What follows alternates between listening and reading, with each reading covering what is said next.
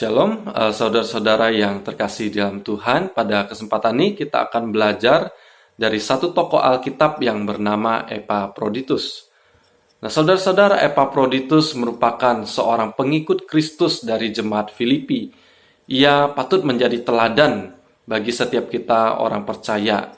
Ia memiliki dedikasi yang besar terhadap pekerjaan Kristus, bahkan ia nyaris hampir mati karena pekerjaan Kristus.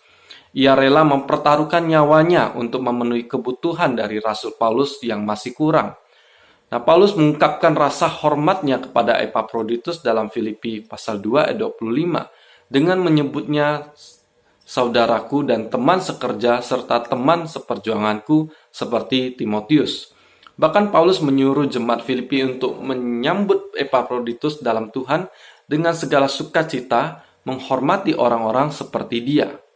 Menurut pakar Alkitab, Epaphroditus menempuh perjalanan sekitar 1100 km dengan membawa persembahan jemaat Filipi yang berharga untuk Paulus di Roma. Kita dapat melihat di dalam Filipi pasal 4 ayat 18. Dalam menghadapi perjalanan itu, Epaphroditus kemungkinan besar menghadapi ancaman di darat maupun di laut seperti yang pernah dihadapi Paulus di dalam perjalanan. Nah, ketika jemaat Filipi mendengar tentang penyakit Epaphroditus, maka sangat bersedih mereka.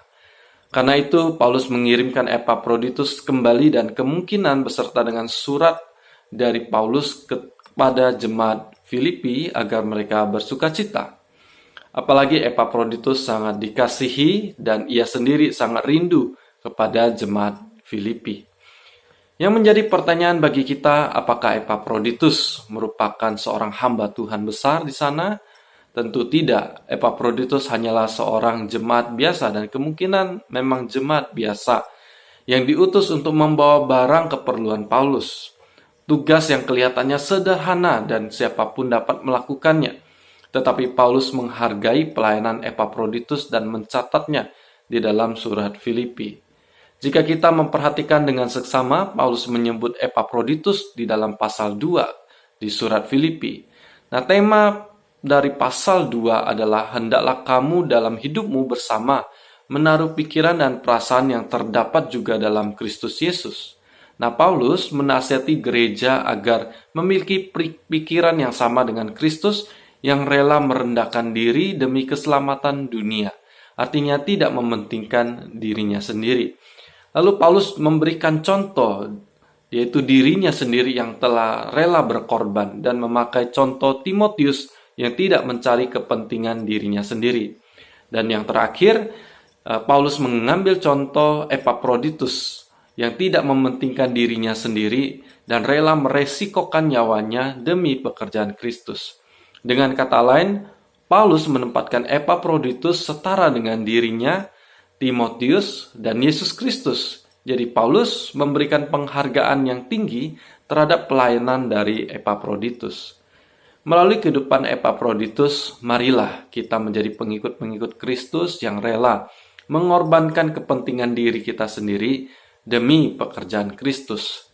Rela meninggalkan kenyamanan kita untuk kemajuan pekerjaan Tuhan. Kemudian tidak melihat besar atau kecilnya suatu pelayanan yang walaupun hanya menghantar persembahan dan kebutuhan untuk Paulus, Epaphroditus melakukannya dengan setia, bahkan sampai harus sakit-sakitan. Nah, marilah kita juga dengan setia atas pelayanan yang dipercayakan kepada kita, walaupun mungkin tidak dilihat oleh orang banyak, mungkin terlihat sepele dan sebagainya, tetapi bagi Tuhan, mungkin itu seperti sebuah puzzle yang saling melengkapi satu dengan yang lainnya. Dan motivasi kita adalah memuliakan nama Tuhan. Dan kiranya melalui kehidupan, pelayanan daripada Epaphroditus dapat menjadi inspirasi bagi setiap kita untuk kita boleh melayani Tuhan dengan sepenuh hati kita. Tuhan Yesus memberkati kita semuanya. Amin.